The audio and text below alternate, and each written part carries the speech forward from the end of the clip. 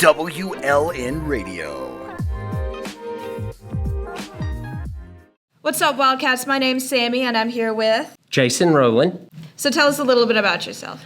Well, I'm the pastor at Believers Baptist Church. I've been in Emory since 2000. My wife and I have moved here in July. We moved here in July of 2000. We've been here since then and have just loved the community and invested ourselves in the community and with the people and with the school district. So I've been announcing the Wildcat football games for about 20 years now. For 20 years. That's impressive. So what inspired you to start announcing this whole journey? So I grew up playing football, whether it be sandlot or whether it be organized football, and just have invested myself really in the game, love the game, and some of the benefits that it brings to the boys. And I got involved in coaching, and I coached for about 10 years. And in fact, I started back. They brought me out of retirement, so I'm coaching again this year. This is Pee Wee. But when I was growing up and playing organized football, my hometown church, the pastor of my hometown church, was the football stadium announcer.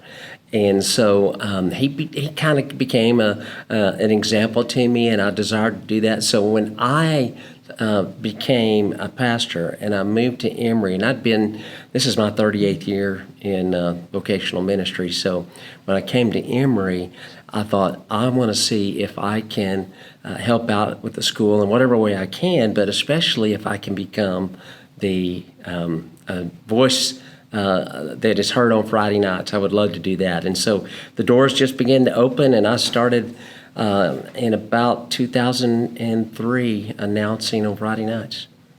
Yes, sir.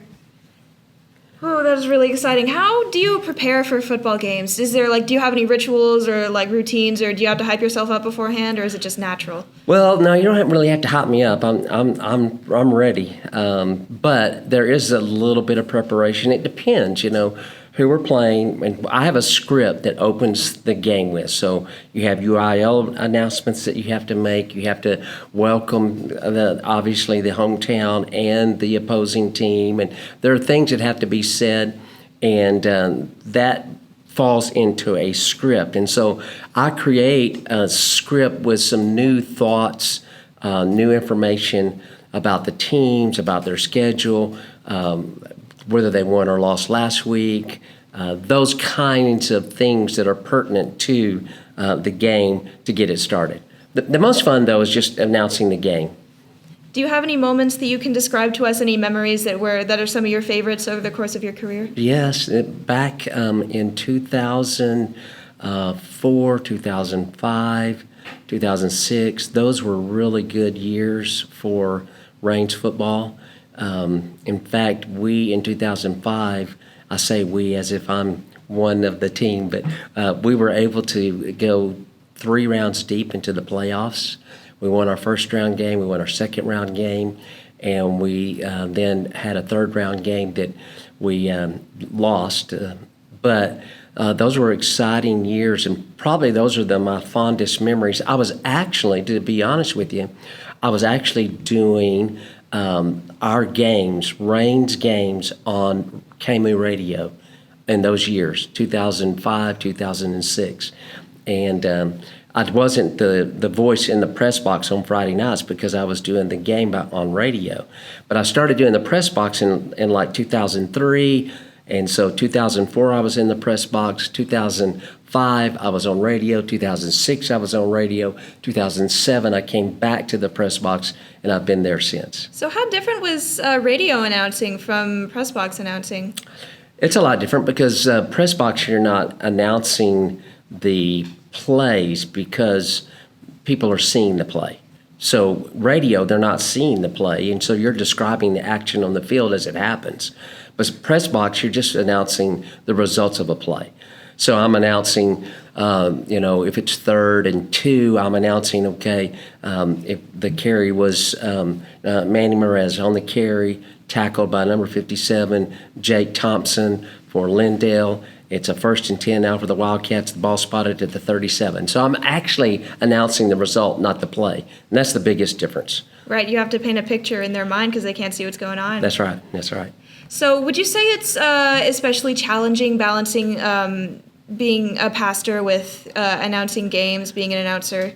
It is in some ways, and we're only doing 5 Friday night games in a year. So the schedule is 10 games per season during the regular season for any high school, and so there are only 5 home games.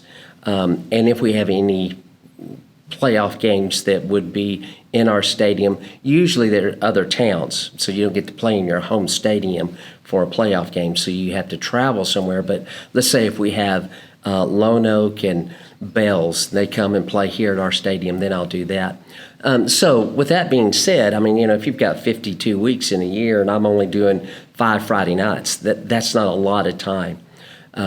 What takes a lot of time is not only do I do Friday night, but I do Thursday night, and then I do Saturday Pee Wee. So like this past Saturday, we had 7 Pee Wee games. So I announced all day from like 8 o'clock until 5 o'clock that afternoon.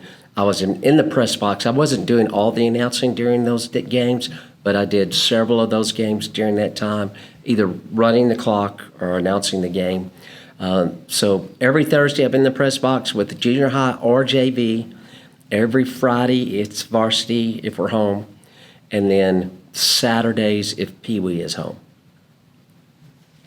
So, what do you think your future looks like? Do you see yourself continuing to do this, to be the voice of Raines football for a while? Well, yes and no. I guess I'm thinking that on Thursdays in the future I might not be announcing on Thursdays, but on Fridays I'd like to continue that for a little longer. I enjoy it, because I love being around football, and I love being around with the people and having interaction with the crowd during the halftime and before game and after game, and going out on the field and talking with all the boys. All the seniors this year that are playing, or not all of them, but many of them were my boys in Pee Wee. Like I started with them in 2nd grade.